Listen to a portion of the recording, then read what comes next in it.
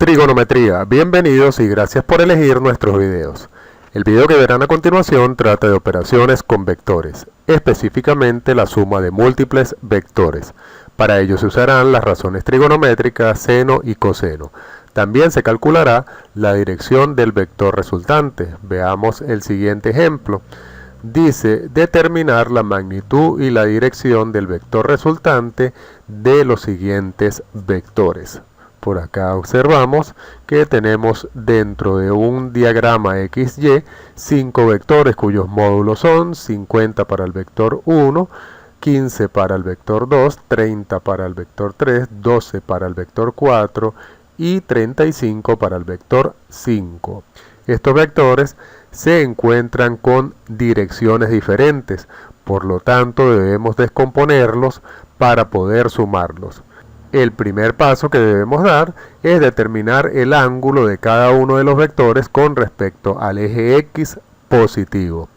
Para el ángulo número 1 vemos que está sobre el eje X positivo, por lo tanto este ángulo tiene un valor de 0.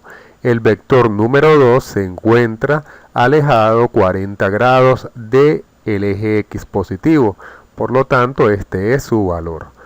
El vector número 3 se encuentra sobre el eje Y. Recuerden que el plano cartesiano son dos líneas perpendiculares entre sí, por lo tanto la distancia que hay entre el eje X positivo y el eje Y positivo es de 90 grados. Vamos ahora para el vector número 4. Este se encuentra en el segundo cuadrante y el ángulo que nos dan está referido al eje X negativo. Por lo tanto debemos trazar el nuevo ángulo desde el eje X positivo.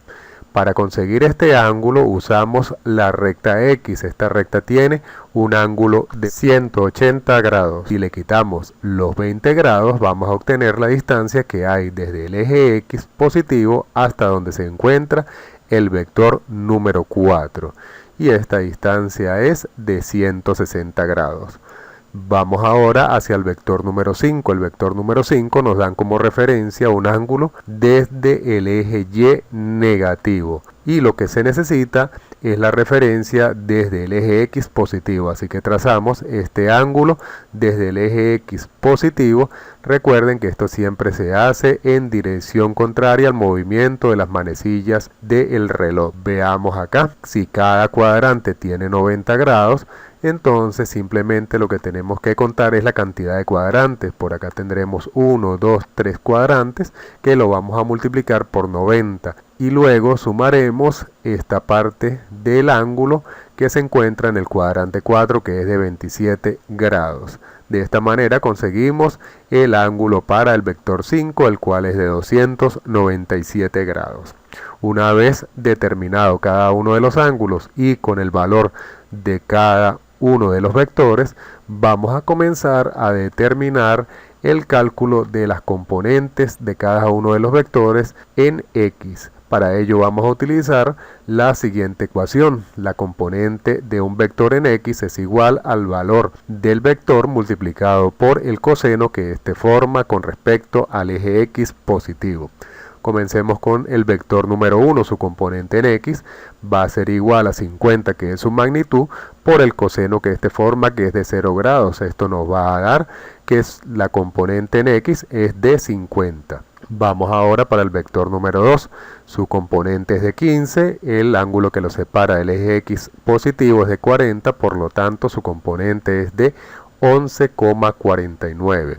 Para el vector número 3, su módulo es de 30, su ángulo es de 90, por lo tanto la componente en X es de 0. Con respecto al vector número 4 en X, su módulo es de 12, su ángulo es de 160 grados, por lo tanto la componente en X de este vector es de menos 11,28. Y finalmente para el vector número 5 en X, su módulo es de 35, su ángulo es de 297, por lo tanto su componente en X es de 15,89.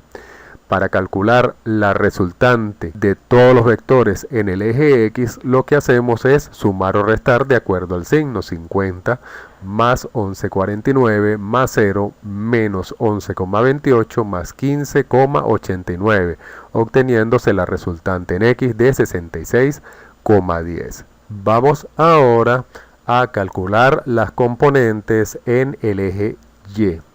Para ello entonces vamos a utilizar la siguiente ecuación.